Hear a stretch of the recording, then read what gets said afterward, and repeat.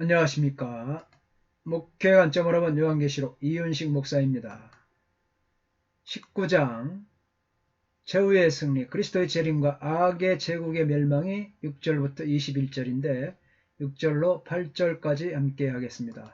큰 성 바벨론의 최후의 돌발적인 멸망은 또 다른 사건, 곧 심판하기 위하여 오시는 그리스도의 재림을 이끌어냈습니다. 바벨론의 멸망하고 예수 그리스도의 재림. 신약 성경에는 그리스도의 재림의 두 가지 국면이 있습니다. 성도들의 휴거와 죄인들의 심판이죠.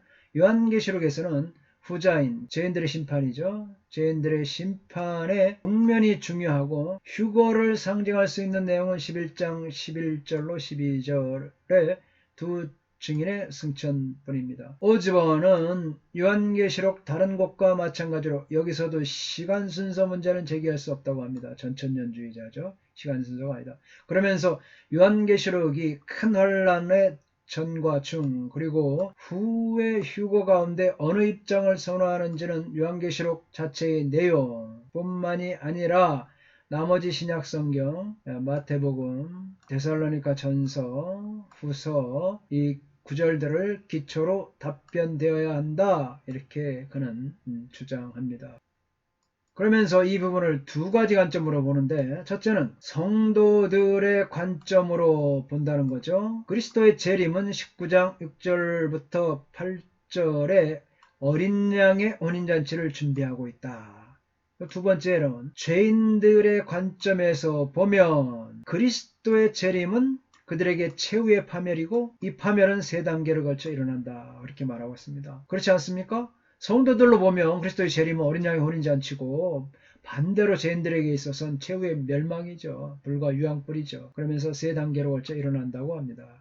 첫 번째로 보면 그리스도는 백마를 타고 하늘의 군대와 함께 오시는데 만국을 멸망시킬 예리한 검을 가지고 오신다. 19장 11절로 16절 말씀입니다. 둘째 보면 시체를 먹는 공중에 나는 모든 새가 죽음에 처해질 자들이 음식으로 차려져 있는 하나님의 큰 잔치에 초대됩니다. 그리고 마지막 세 번째로는 전쟁이 일어나고 짐승의 군대들이 살육을 당합니다. 19장 9절로 21절까지 내용입니다. 어린 양의 혼인잔치가 선포되는 게 10절까지죠. 6절부터. 6절 보니까 또 내가 들으니 허다한 무리의 음성과도 같고 많은 물소리와도 같고 큰 의뢰 소리와도 같은 소리로 이르되 할렐루야 주 우리 하나님 곧 전능하신 이가 통치하시도다. 카이 에쿠사 호스포넨 오컬로 폴로 카이 호스포넨 휘다톤 폴론 카이 호스포넨 브론톤 이스큐론 레곤톤 할렐루야 호티 에바실루센 큐리오스 호데오스 헤몬 호 판토크라토르. 그리고 내가 수많은 무리의 음성 같고 많은 물들의 소리 같고 강력한 천둥들의 소리 같은 것을 들었다. 말하기를 할렐루야. 왜냐하면 전능자께서 우리 주 하나님께서 통치하셨기 때문입니다. 6절로 10절은 또 내가 들으니 라는 표현으로 시작함으로써 1절 5절에서의 찬양과 다른 내용이 전개될 것을 암시합니다. 요한이 들은 소리는 허다한 무리의 음성 같기도 하고 해서 많은 물소리 같기도 했으며 큰 우레소리 같기도 했습니다. 이렇게 고도로 극적인 장면은 하나님이 마침내 땅 위에 자신의 우주적인 통치를 시작하셨다는 선언에 잘 어울립니다. 하나님의 우주적이고 시간을 초월한 통치가 유대 기독교의 사상에 기본적으로 가정되어 있긴 하지만 이 통치는 특별한 종말론적인 의미에서 실제로 지상에 실현될 것이라고 볼 수가 있는 것입니다. 이 일은 악한 권세가 무너지고 하나님의 나라가 가시적인 실제가 될 때 일어날 것입니다. 요한계시록에서 하나님에 대한 최고의 호칭인 주 우리 하나님 곧 전능하시니 이 호칭은 하나님의 전능하심과 주권을 강조하죠. 본문에서는 하나님 곧 전능하신 이는 통치를 시작하셨습니다. 할렐루야. 이 호칭은 요한 당시 도미티안 황제가 자신을 우리 주 하나님, our Lord and God이라고 부른 것과 관계가 있습니다. 전능하시니 여기서 이제 판토크라토르 모든 것을 지배하는 자 그 뜻이죠. 모든 것을 지배하는 자 전능 하는 것, 모든 것을 자기 손아귀에 넣은 자, 또 모든 것을 인도하시고 지시하는 능력을 가진 자, 이것이 바로 판토크라토로, 전능하신 이 큐리오스 데오스, 판토크라토, 이렇게 말할 수가 있습니다. 이런 표현은 예수 그리스도의 왕되심을 나타낸 것이죠. 그래서 요한은 전능하신 이라는 칭호를 신약의 다른 성경보다 현저하게 많이 사용합니다. 많이 사용하죠. 오직 여호와 하나님만이 유일하고 모든 능력을 소유하신 주 우리 하나님을 강조하고 있습니다.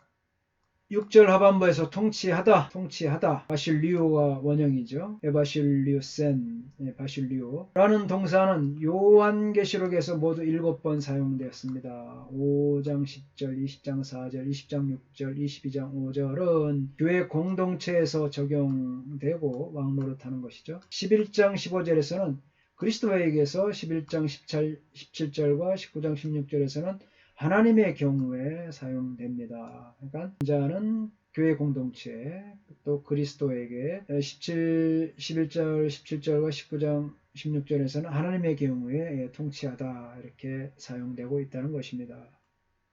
이러한 세 종류의 사용은 서로 밀접하게 연관되면서 다소 구별되어 사용됩니다. 11장 15절에서는 그리스도의 통치하심, 11장 17, 19장 6절에서는 하나님의 통치하심은 모두 미래 종말적 심판과 관련됩니다. 곧 이 세상을 지배하던 사탄의 통치의 종말을 의미하고, 반면에 교회 공동체 통치는 어린 양의 구속으로 말미암은 회복의 결과로 주어지는 통치의 삶을 가리킵니다. 다만 22장 5절은 11장 5절, 17절, 그리고 9장 6절과 같은 미래 종말적 심판 이후에 교회 공동체가 하나님의 통치에 참여하는 의미를 가지는 것입니다. 아멘. 7절입니다. 우리가 즐거워하고 크게 기뻐하며 그에게 영광을 돌리세 어린 양의 혼인계약이 이르렀고 그의 아내가 자신을 준비하였으므로 카에로멘 카이 아갈리 오멘 카이 노소멘 텐 녹산 아우토 호티 엘덴 호 가모스트 아르니오 카이 헤귀네 아우트 헤토 임마이센 헤아우텐. 우리가 즐거워하고 기뻐하고 그분께 영광을 드리자.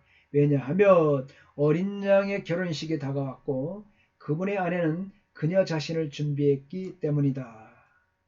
어린 양의 혼인 기약을 보면 교회가 완전히 예수 그리스도에게 영접되어 무한한 안식과 영광을 누리게 되는 내세의 복된 생활을 상징한다. 이상근 박사는 지상의 대환란 기간 중 환란 7년이 마치기 전에 들림받은 성도들이 상급을 받고 어린 양의 혼인잔치에 참여할 것을 상징한다. 모든 종말론적인 사건이 지난 후 구원의 완성으로 누리게 될 축복을 상징한다. 갈보리 언덕 위의 십자가에서 그의 피로 지참금을 지불한 후에 혼인계약이 이르러 재림이죠. 앤드릭스는 그렇게 복되고 영원한 교제에 들어갈 것을 상징한다. 런스키 보면 재림으로 시작될 이 잔치는 그리스도의 신부를 하늘의 혼인잔치 영원 세계로 데리고 가기 위해서 이루어질 일을 상징한다. 지레드 최후의 구속 사건을 암시하는 비유적인 표현으로서 그리스도와 그의 교회가 완전한 연합을 이루게 될 종말론적인 사건을 상징한다. 이렇게 저들이 견해를 밝히고 있습니다.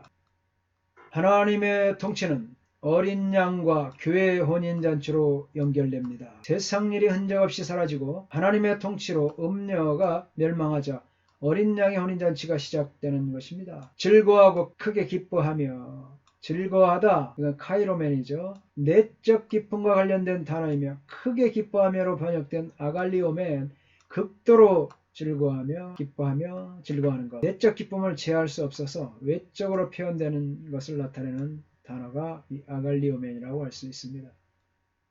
신약에서 두 동사, 그러니까 크게 기뻐하며 즐거워하며 사용된 유일한 경우는 마태복음 5장 12절인데 그 본문에서 기뻐하는 이유는 그리스도의 뜻을 따르기 위해 욕을 먹고 핍박받은 사람들을 기다리고 있는 하늘의 상이 크기 때문입니다. 그래서 본문에서는 그 상이 어린 양과 그의 신부가 서로의 연합을 기뻐하며 큰 혼인잔치로 묘사되고 있습니다. 하이로멘, 아갈리오멘, 크게 기뻐하고 즐거워하는 것. 예수 그리스도의 그 어린 양과 우리는 그의 신부가 서로의 연합을 기뻐하며 즐거워하는데 큰 혼인잔치인데 어찌 기뻐하며 즐거워하지 않을 수가 없겠습니까?